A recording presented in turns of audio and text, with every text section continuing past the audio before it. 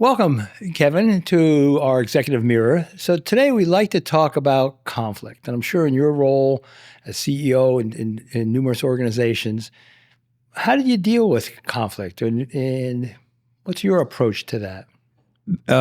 Great question. When I was running organizations, I tried to reframe the whole conflict thing.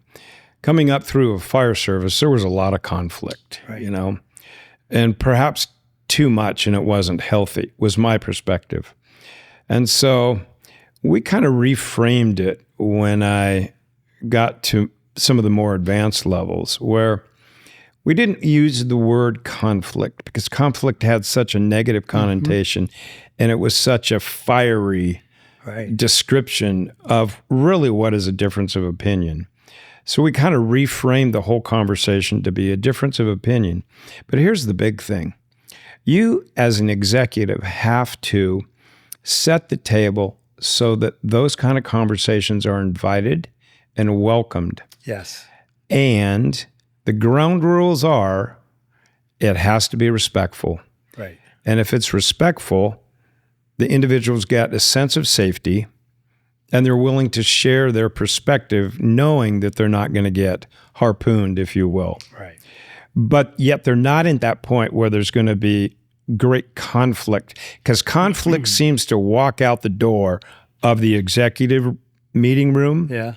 But differences of opinion may not.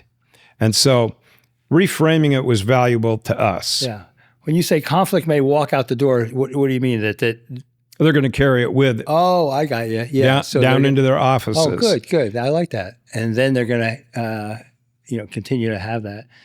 Well, I think this is probably one of the biggest avoidances in executive teams that I've worked with. They don't want to have conflict. They don't know how to have conflict. The leader may hear some tension or disagreement and it isn't really adept at kind of dealing with that. And so I think one of the things, and I'm sure you've done this, going back to the curiosity and empathy, when someone gives a differing opinion, everybody's looking at the leader. We've talked about that. And the leader, the executive, need to say, interesting.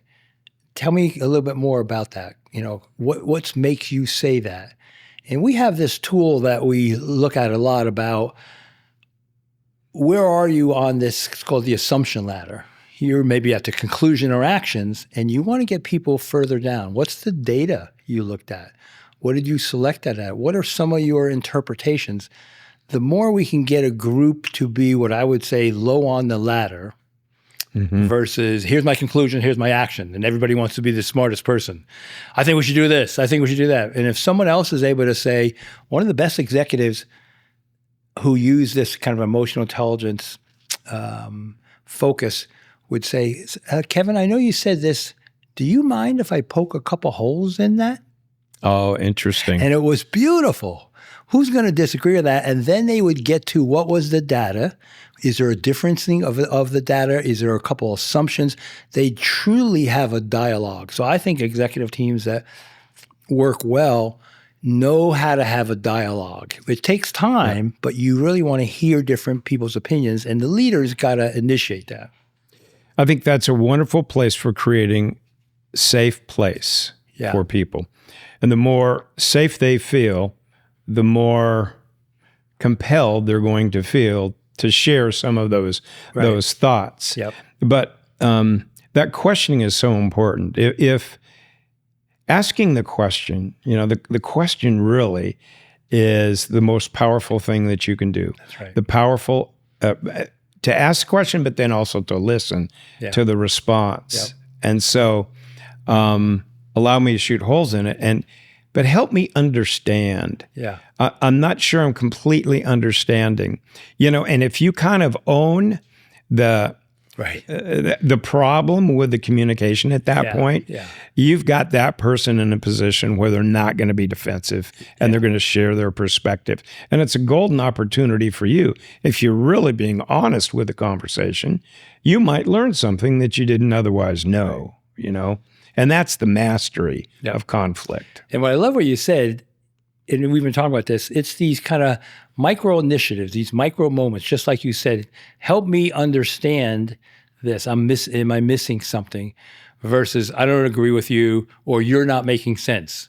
Those are also short statements, but those one or two sentences in that moment is going to derail some of that safety. Indeed. Occasionally, we'd have individuals who would be in a full-blown conflict. Yeah. And it would be, I'd see with my colleagues, it was often a time that they would run from. They would just, they'd run somewhere else and complain about it. Yeah. They'd run to HR and say, HR, solve it, when it was really their responsibility to solve the problem. And more than one time, I brought them both in a room. Oh. And I said, okay, this is my observation. And I'd start here, and then I'd go to the other, and I'd say, okay, it's for you two to solve this problem. If you want to bring me in to help provide a perspective along the way, I will. But it's really your problem to solve. Yeah. And that's the expectation of this executive team, is that this kind of behavior doesn't go on anymore. Beautiful. And I imagine when it's happening in the meeting, people are uncomfortable because nobody particularly likes conflict. And they're looking at you, eyes go to Kevin. You going to do something about this? You're going to let this go on? And that's, again, in these moments that the leader can lose some of that support because it doesn't feel safe. And one way to not lose it is to say, excuse me, team, meeting is adjourned. Uh-huh. And then you bring those two in. You don't embarrass them. You bring them in. Yeah. Have that conversation. You two need to solve this problem. That's great. Well, let me share one more thing before we end here, because I've done this so many times with teams. You get people in the teams, and this is where knowing about who's on the team, and this is where some of the tools, Myers-Briggs, DISC, other tools, about style. And so typically, or often, there's two people on the team who are somewhat critical, and they ask questions, although their questions feel like they're interrogating. Mm-hmm.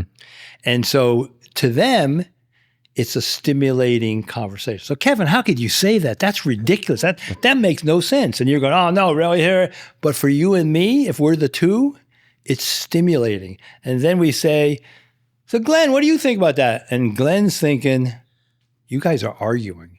But I think the uniqueness of a team to realize, to you and I, we're this type, we're stimulating, it's a debate. We like debate. The rest of the team is offended by it and uncomfortable. And so that's a dynamic that can derail the team because these two are debating and everybody's just shutting up. So again, it's a dynamic that needs to be dealt with by the leader. Mm-hmm. Yeah, the person sitting at the end of that table needs to understand those elements of each personality in there, right, and then manage according. Yep. Indeed.